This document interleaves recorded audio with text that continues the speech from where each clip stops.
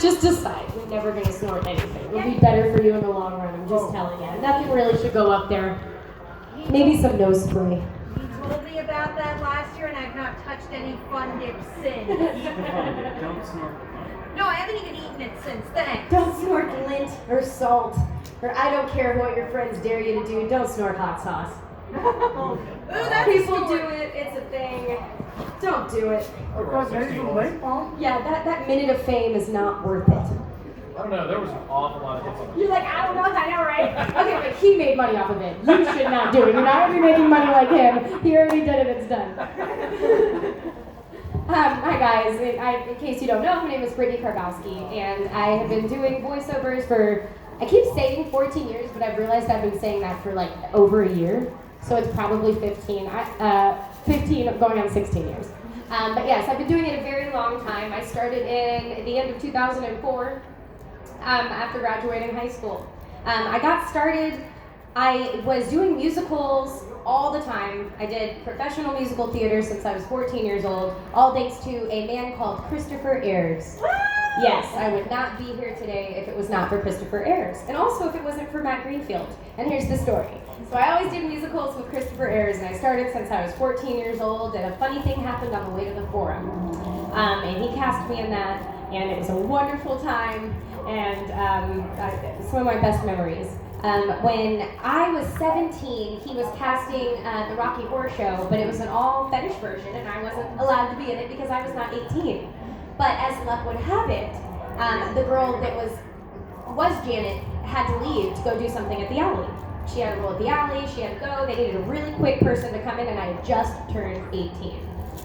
So, I came in and learned the show in 2 days, and I did mess up, like the first number, the first time. I double timed it, didn't matter. And when I was doing it, Matt Greenfield came to see it with Tiffany Grant back in the day. And after the show, came up to me, it was like, hey, I want you to come into ADV. We do voiceover. And I was like, oh, cool, am I going to sing? And he's like, no. And I was like, oh, okay.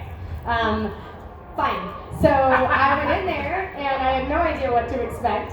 Yes, Matt Greenfield, there you go. And I had no idea what to expect, and he was like, well, we'll see if you can do this as a career. Scream like you're getting stabbed to death. Go. And I did it, and he liked it. And that is history. And that is how I got started in the anime industry. And I did that scream and some bit parts in Gantz. And I said some things about Chris Ayers that didn't get hidden, that he promised me would get hidden and mixed in, but they did not. Which now you can go back and hear, but it might not even sound like me, honestly. My voice was so much higher then. And it was so much more high-pitched. But I think my first bits of roles, my first role that was kind of substantial was Fuko in Gilgamesh a long time ago. Then I had Rhea Oshima in Detective Loki Ragnarok. I got to fill in for someone that went out of town for Sister Anna in Chrono Crusade. And my first lead was at ADB Films, and it was Alba in Jinky Extend. And then I got to be Himeko Katagiri in Pony Pony Dash, and that kind of took me off. I waited on a list for 2 years to get into Funimation as a working actor. So anybody who's complaining about your waiting list, I mean, that's for everyone. And the first thing that I recorded there was one of the twins in Mushishi with Mike McFarland. And shortly after that, I can't remember which lead was first because they were very close to each other, but I was Mai and My Santa, and I was Nina and Save Me Lollipop. And then very soon after, I got my most substantial role there, which was Black Star in Soul Eater. So, followed shortly after by Wendy and Fairy Tale, and the rest is history. And that is kind of how I got my start. I didn't even know what anime was, you guys. I mean, I knew what anime was, but I didn't know that was a genre. I was just like, oh, like Ghost Speed Racer? And they're like, oh, kind of. They'd be like, oh, do you watch Pokemon? I'm like, yes. Oh, that, okay. I didn't know that was anime. I just thought it was, Saturday morning cartoons. I didn't understand that this was a whole genre and actually a whole world. And I'm very happy that I was walking down the street and fell into this anime hole sewer, you know what I mean? Like the cartoons when Bugs Bunny's walking down the street and just falls in the sewer. It's kind of what happened. And I'm very happy that it happened because I wouldn't be here today. And I have to say before anything else, thank you for you guys for watching, because I definitely wouldn't be here today if you guys didn't show the love that you did. So thank you for letting me be here. But yeah, the way that I like to run a Q&A is that you guys provide the Q, or I provide the A, and then if there's no Q's and there's no A's, I will talk about pizza. Nice. Because I love pizza. And I believe everything goes on pizza. Put it in the pizza. Yes. What is the most emotional scene you've had to record so far? Oh man. I can tell, I can't say the most of almost anything because I've done such a large amount of work that I have to do a few of them. And if I do not mention something, I'll remember it leaving and I'll be like, dang it. Because it happens a lot. I'll be like, oh, I forgot there was this one scene. Oh, and that one. But I do, a couple scenes that stick in my mind are from, oh my gosh, Requiem for a Phantom. I was Cal Devins, and there is a scene at the end of that I remember really getting teared up about. And it's one of those things where when you do a part like that, you're supposed to kind of wear it like a jacket, so you just take it off, but that one kind of kept with me. Another one recently that was really, really hard for me was Nanachi in Made in Abyss, and for obvious reasons. And when I recorded the first scene, I'm not going to give away any spoilers, but there's a part with Nanachi's friend Mitty, and it's so terribly sad and tragic. And when I recorded it, I was actually off mic because I was really crying, but they wanted to keep it because I was really crying, but it was so off mic that they had to, like, they were like, oh, we gotta redo it, and I cried then too. And when I saw the premiere of Wandering Twilight at ASEN last year, they did the red carpet thing after instead of before. It was a terrible idea because, like, a lot of the Japanese creators were on the left of me, like next to me there, to see the premiere of Wandering Twilight, and they were just stone-faced. You know, I guess they created it, but there was nothing. You know, they weren't showing any emotion, and I'm just sitting here like ugly sobbing, like with snot coming out of my nose, just like, you know, and they're just like, oh. And afterwards, the pictures, I'm just like swollen-eyed, like my eyes are like this big because I was crying so hard. And I guess it probably has a little to do with after you have a child, anything with children is like terrible. And it hits you in a different place once you become a mother. But I would say right now, definitely Nanachi for Made in Abyss is holding that place. Yes? Best direction you've been given from a voice director? Best direction. Let's see. I can think of the funniest direction, but this isn't an 18 panel. Trying to think of the best direction. There was, let me see. One of the most acting-wise challenging roles, not physically challenging and not like vocally challenging, but acting challenging roles that I've ever had was Icarus in Heaven's Lost Property. And the reason why is I am really colorful in personality and very bubbly, and she is void of emotion. And so I don't know if I can think of a specific direction, but I remember that it was really challenging, and Chris Bevins was the director of that. And he likes to put people in roles they're not used to. You know? Yes! Awesome! I've never had this before, it's pretty cool. And he likes to challenge people, and it was a challenge. I remember recording Yes Master like 100 times. Because it was just not flat enough.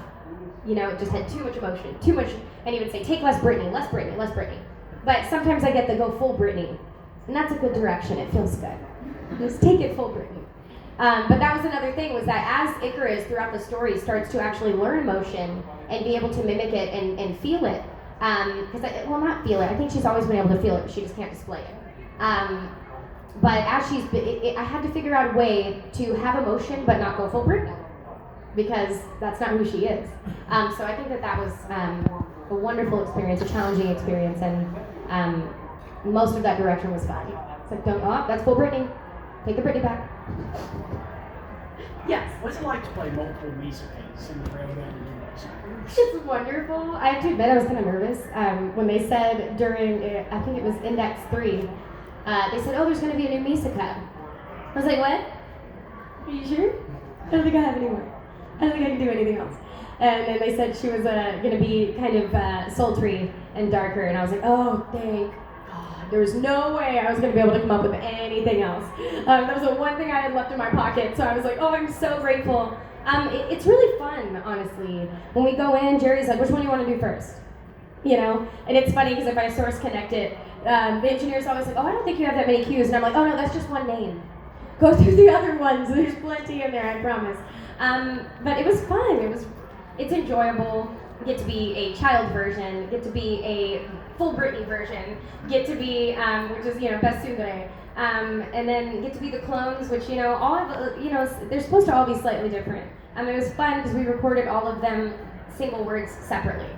So, like, if they, in Rilke and S, when they finish each other's sentences, we actually recorded just the and then, like, went to the next character. And then, so that it didn't sound like somebody just talking, because it would somehow just sound connected. So in order for it to sound like different people, or different clones, that was how we did it. So it would be Misaka 10032A, and we would say and then later on in the script say they. And then we would go to the next one. And, it was super fun, man. I have so much fun with that show. I'm really happy it's back. I'm so happy it's back. I can't wait to see them all incorporated. I can't wait to kick a soda machine. It's been some time, man. I haven't kicked a soda machine in so long. I'm just itching to do it. And we haven't really gotten to see a lot of good tsundere moments, except for like, you have a picture with my mom. But other than that, I cannot believe there was a selfie with her mom. It was such a good moment for me. But yes, I want to kick some soda machines. I want to blow some stuff up. Maybe walk on a roof or two. It needs to happen very soon, and I'm really excited about it. Yes. What are some of the voice roles you've done that stand out to you as being particularly vocally taxing, and where does Brittney fall in that spectrum? Believe it or not, the high-pitched ones really aren't that hard for me. That part is very easy. But doing the Black Stars type gruff voices that scream a lot, those are the ones that really hurt. And I could do a boy that isn't rough quite easily. Like an Eddie Mason type of sound, where you take the roughness out. So like, Black Star, he's rough.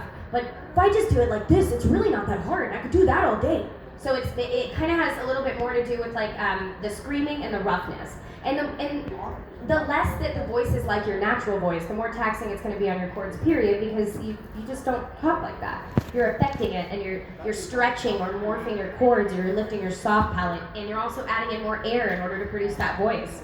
But in general, voice acting can be taxing because you're talking more than you ever would. Because in a normal day, you might not think about it, but when you talk, someone else is talking back, and you're not always talking. You don't spend the whole day just like with your mouth open, And when you talk, you lose moisture. You literally just normal talking. You're losing all this moisture in your cords that you need to operate them. And so, just voice acting in general, you don't usually talk 4 hours a day. Believe it or not, most people talk probably like 2 hours a day, total. But voice actors are at 4 to 8. Fitting in 13 hours of recording of talking into 8 hours, and then recording anywhere from 35 lines an hour to 68 lines an hour. And that is like crying and emotions, which also would be taxing on the cords. Just think about it. If you are upset about something and you cry for a while, your voice is a little rough after. Emotion does affect the cords. And then also, if you get a little damage, what happens when your vocal cords get damaged? If you think about your vocal cords as like a violin, it is like a violin bow. So it's a bunch of very little strings, and they're all put together to make chords. Right? And when the chords operate, they rub together. And that rubbing together is what makes the sound. If you have something wrong, maybe a call-up, or you damaged it, if you think about maybe like a little peanut or M&M in here and you're trying to rub it, that space in there is why you can't hear sound. So where that peanut is where you can't hear the sound. Because they're not rubbing together, they're not touching. So once you get damaged, the only way to not have damage anymore is by literally, there you go. It looks very vulgar, it is not. I go to a doctor that takes a picture, and it's really funny, because if you just take that picture out when nobody's expecting it, they're like, oh my god, he's showing me. And I'm like, do a real vocal cord. These are vocal They're vocal cords, guys.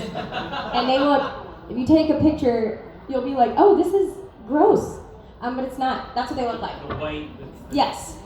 So if there was something in between that where they're not touching right, that's when you get a hoarse voice. That's when you're getting air coming through instead of sound.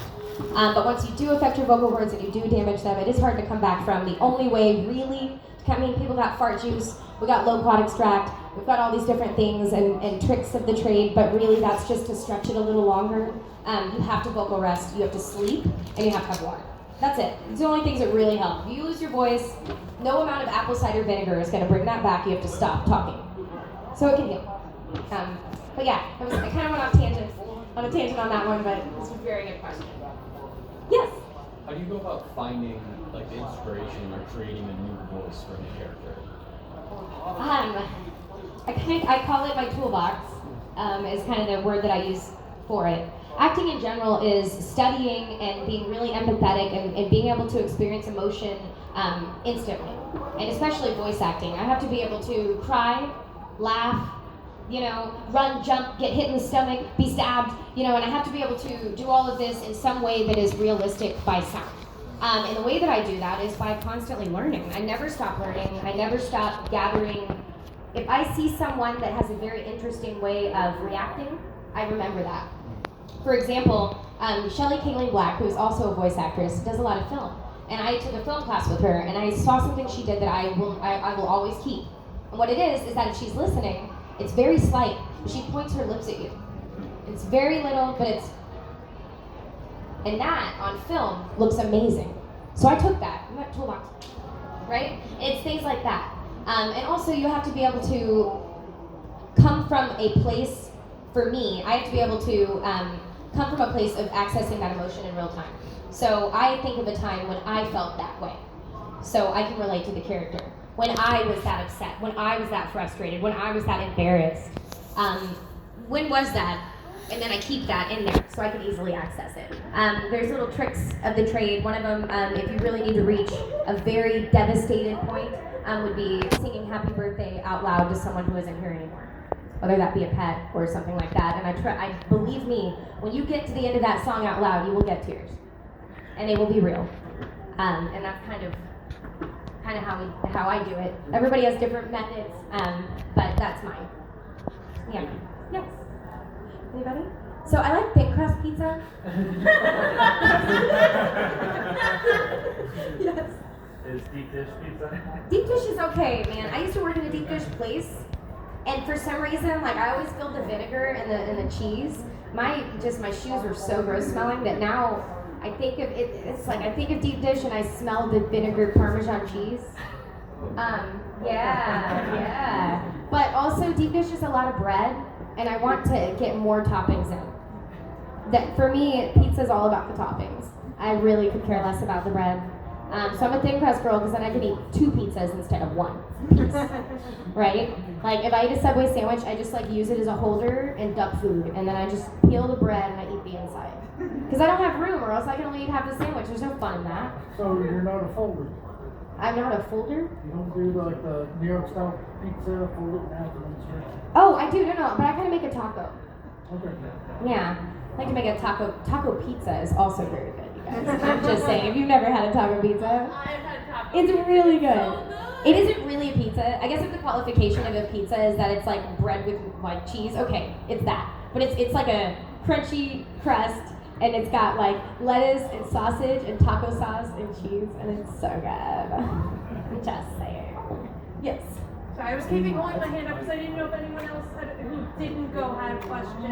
I am short. If somebody's in the back and I can't see you, let me know. Yeah, before I asked you. Stand up. Heck yeah. Yeah, get it. What? Oh, I can go. Okay, so, Suddenly, every head turns. So you had mentioned before that you worked with in theater, like with Greg and Chris, Monica and Chris. I have to specify who's there. Too many Chris's in the street. There are a lot of Chris's. I was tempted to make a Rudolph the Red-Nosed Reindeer song to all the Chris's and Rager and Bevan. Hey, do it. I Do it with the slide. Somebody do this for me. Do it with the slideshow. No, I wanted to, and I didn't. I did other reasons. Anyway, so. Bears and rabbits and. Yeah, no one steal that idea. I'm doing it next week. Okay, Sarah owns this idea, you guys. Anyway, so when they and Monica, so when they start working for ADV, was it oh hey, you're doing this too, or was what's it like just pay? So what was it like, seeing them really then come into the anime industry? Like, Well, they were already in it. they were? They were already Wow. working, I believe it was like Greg and Chris Patton and Monica called themselves the trifecta of ADV back in the day. So they were already just working all the time. I was kind of a latecomer to that. So it was more of a welcome to the family type deal. And especially when Chris started directing, I was always Which one? ears. Thank you. I've been working with, Chris, I think he's the only one out of at least the ADV ones that directed. Or I don't know, maybe I'm wrong. Chris Patton never directed as far as I know. Yeah, no, he patented. Chris Yeah. patented. But working with Chris Ayres is just it's like riding a bike or riding a horse. I know he didn't even have to tell me. We would read each other's minds. When it didn't fit, I'd be like, oh no, I got it. And we just, we were that gorgeous man. I felt like we had a serious connection in that we've been working together so long. And that a lot of ways, and also Chris has a way with his words that I just understood immediately. I didn't need further explanation, or I didn't say, yes, I understand, even though I don't, because actors have to say yes to everything. Because that's just our job. You can't be like, no, I don't get that. Explain it for another 30 minutes, because I know we have time. I did feel like I miss so much working with Chris Ayres because he was so good. He's on his way to. I don't know if Oh, you yes. know this, Yeah, he is. Yeah. He's said he's going to be coming back to direct and Getting voice it. act again. And the world will never be the same. And also, I forgot to say, because you said you mentioned pizza. At the North Market, if you have time, that's really close to the convention center. It's not classic New York pizza, but it's close enough. They have really good, big New York style pizza if you have a chance to stop by. Round jig, round Yeah. Don't forget they got the little Polish place too. Oh, I already ate Never at had it. that. I don't know. I ate at the Polish place, and I ate some Indian food, and I've eaten ramen. I'm just making my way around the world. They have ramen at the North Market. Oh, I haven't been there. Yeah. I haven't been there forever, so whatever. Anyway, thank you so Of course. So, anchovies are okay. Maybe. Yes. Which of your voice roles do you relate to the most? And which one's most like you, in your opinion? There's a little bit of you in all, because that's how you accomplish, a realistic acting experience. For me, that's how I do it. And so a lot of it is me, because it's how I would react to this situation, or how I would get to where this character is. But there's a little bit in all of them, It's like, I don't have the goals of Yamada, but I do have the brain of Yamada, in that I have a 12-year-old boy brain. That's totally true. That has never changed about me. I love farts. I think they are the funniest thing in the world. And I don't care who hates them. I don't care. Triple butt ecstasy. Okay, I'm just saying. No, for real. I used to have a print of Wendy from the Butt Jiggle Gang on my table. But everybody was like, do you have something else? So I had to commission art to get one that wasn't the Butt Jiggle Gang one, but that was my favorite. And they're like, why? It's a filler. And I'm like, because farts. I've always said in the My Hero panels, they're like, oh, what? Yes! Thank you. And Wendy in that outfit is the cutest little thing I've ever seen. And it's padded booties. And they fight with farts. I just wish you could know. Just wish you could know. But yeah, where was I going? Oh yeah, but whenever anybody's like, oh, what's your favorite, what quirk would you like? And I'm like, I would like to send farts. Teleport them. Send them. To just deserving folks. Some folks, I don't want anybody to be hurt or anything, but they could smell poop. They deserve it.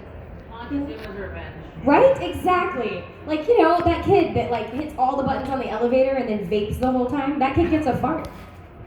That's just a fart for him. Exactly. Or a politician. It's by himself in the stand. How fun would that be? Just be like, ha! And they're like, or your friends alone in a hotel room and you just keep sending them and they can't figure it out. Where's this coming from? I know this isn't me. I can feel myself. I know this isn't me. And you just keep rapid fire. I don't know. This just seems very fun. Maybe you could make it more intense. Anyway, we're gonna stop talking about parts. Yes. So, how was it different doing the voice of not only a hand, but of what was initially very unhuman-like? Yeah. Miki was new for me, especially on that. And when I went into audition, or not audition, I never auditioned for Miki, or I did audition. Let me take it back. I'm gonna Ace Ventura, just okay. I went in to record something, and I had, I think, 2 hours booked. I don't know what character that was in Parasite to this day. I don't know who I was supposed to be, but I wasn't supposed to be Miki. And they were doing auditions that day, and they had representatives from the Japanese company in the office, in the actual studio. And when I went in, I just opened my mouth, and they were just like, oh! And everybody was whispering, and I went into the booth, and I got set up, and then Kyle was like, you know what, never mind, we're gonna audition you for Miki now. This is this character. And I actually hurt my jaw, because it was the scene where Miki comes out of the hand and doesn't know exactly how to use their mouth yet. And I actually, I remember hurting myself, because I was, trying so hard. But I booked it there on the spot, and that's actually how Miki happened. But that was the first time I'd ever played a genderless creature-type character. And it was a brand new voice for me. And it was a wonderful experience. And ever since then, it kind of opened me up to the world of genderless characters, and I've noticed now as a thing about it, it's like, oh, there's a slime, has no gender, Brittney. It's, there's Nanachi in Made in Abyss that has no gender, Brittney. And I'm like, I will take it. I take that. But yeah, so that's kind of when Miki came out. Like, oh, Shinichi. But yeah, it was super fun. I don't know. That's what I'm saying, you guys. You never stop learning, you never stop changing, because Miki isn't that long ago. But I had never before done that voice. It was a brand new voice, so I'm still creating new voices now. And I just now, with Cami in My Hero Academia, she's like sultry and sexy, and I really have not done that before. So that overtly sexy sound is brand new. So you can gain new things, and that's the thing about acting, is you never stop learning, and you never stop changing and adjusting and adapting. So yeah. Yes. I was going to ask, what do you think is probably the most fun role you've ever did? The one you had the most fun with? I currently am having a really big blast with slime, with Rebirth. I cannot wait until you guys see the OAD, and it's super unfair that it's not out right now, so I can talk about it. But literally the day before I flew out here, I recorded the best thing I've ever recorded. I don't know if it's the best, but it's the best for me, because I'm a girl who loves farts. Just remember that, okay? I feel like Rimuru is me, okay? I'm that person, I'm that slime. I'm that goofy, slightly perverted, never serious, or, that's who I am as a human being. But yeah, there's a part in there, it's about butt sumo. You guys, I can't wait. I really can't wait. I wish it was already out, it's so funny. But also it was in that anime I get to say fun things that never before I had been able to say. Because the thing about dubbing is that you are not making something up. You really aren't improving. It's not your job to change it, it's your job to do justice to something that has already been made. But Rimuru already talked like that. So the script would say my dude and things, so we could change it. We not change it, but say my guy instead of my dude, things like that. So there was a little bit of looseness in the script and the way that Rimuru spoke, to where we could have fun with it like that, and it was so fun. The part where Rimuru gets to say, "Come at me, brah." I never thought ever in my career that I would say "Come at me, brah" in an anime. Ever. I just never thought that would happen. I remember when Black Star got to say, "Is that Sid's grave? We should piss on it." I was like, I thought that was the pinnacle. But then I got to say, "Come at me, brah," and then it's all over. And we just get to say fun stuff in there, man. It's all good in the Goblin Hood, Holy Hooters. Sup my guy. Sup my guy is from Manny the engineer. He calls people my guy. So that was just for him. So there was just a lot of fun and banter back and forth in there. And we just had a really good time recording it. We still are having a really good time, so yes. Yeah. Oh, who's first? What? You and then you. What's the best prank you've ever played on anyone in the recording booth? Oh, I haven't done very many in the recording booth besides bombs, which we now cannot do anymore because someone ruined that for us. By the way, don't be a jerk, you ruin it for everyone else. Yeah, we used to leave really funny bombs. Most of the time it would be a character that is really sweet, like Wendy saying something Wendy would never say. The bombs are usually 18 and up, but if you want to see an example of a bomb, there are some Big Out of HK bombs out there on YouTube if you are over 18 that you can check out. And I didn't know those were out there until somebody came to my table at the autograph booth and said something I said in the booth, and I was like, how do you know that? Where did that come? Oh no. They kept those, yay! And they're out there for everyone to see forever, to my dismay. But most of the time we do bombs. I've had like some funny stuff happen, but I used to be a trickster, like before I ever did any of this stuff, when I was like a middle school choir kid. And me and my best friend used to go to the mall at First Colony, the Sugarland Mall, and we did various things. One of the things we did was take all the toilet seat protectors and then hand them out in the Kids Play Places hats, complimentary at First Colony Mall. Here's your hat, complimentary at First Colony Mall, and all the kids had toilet seat protectors on their hats. And it was beautiful until a bunch of angry mothers came at us. We were like, oh, get out of here. But I did that. Me and my friend dressed in full-bodied ski suits with like the everything, like all the pieces and the skis. And we live in like triple-digit weather. It's super hot. And then we went into like I don't know if it's JCPenney or Macy's now. I can't remember. But we went into one of the department stores, and my friend was like, I need to speak to your manager. And the manager finally comes up, and he's all out of breath. And she was like, it is way too hot in here. I ain't gonna complain. And he was just like, get out. And we couldn't. We got stuck in the revolving door because of the skis. So they caught us. And I got kicked out of the mall that day. But that was not the end of it. The last time I got kicked out of the mall, right? I think I was welcome back in. We decided to make some very realistic baby poop. First, we got a Baby Ruth bar, watered it down a little bit. We used some applesauce. We used like some melted Hershey's Kisses, and we made some peanuts. We made some real good-looking poop.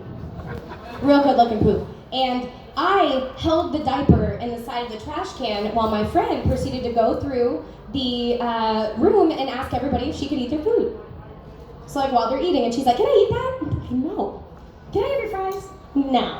So she gets like halfway through the food court, and I'm like, oh, Camille, I found some food! And we open up the poop diaper and we just start eating it. And somebody threw up. And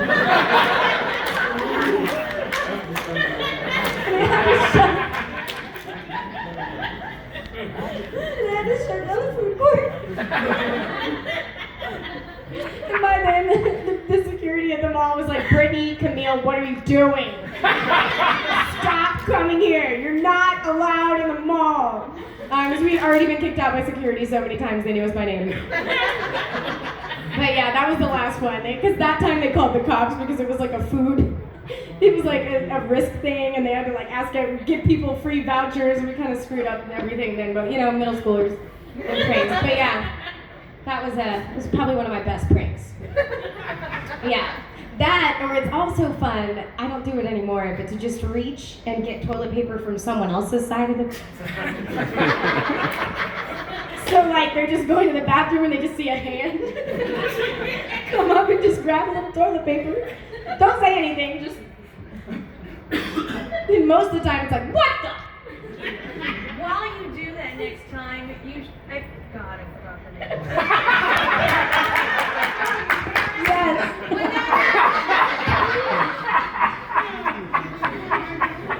Actually how we met.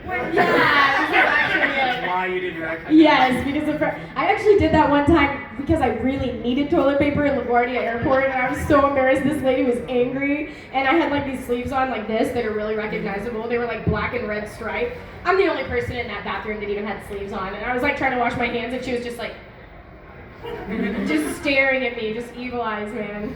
I haven't done it in a long time. I'm gonna do that soon. The next time you do that, you should do it in your Parasite character's voice. Oh my gosh. With the hand. No, because then somebody will call the police at that point. I feel like if it's silent, it's just like they just figure you ran out of toilet paper and nobody wants to talk about what just happened. And that's the best part about it. Because everybody's feeling awkward in that moment. Do you think the security at the mall would still remember you? I don't think they're the same people, but George was really nice. George was a nice security guard. He always let us, yeah, I know him. He's a good guy. He would always let us go. But yeah, I mean, he usually thought they were pretty funny pranks. But yeah.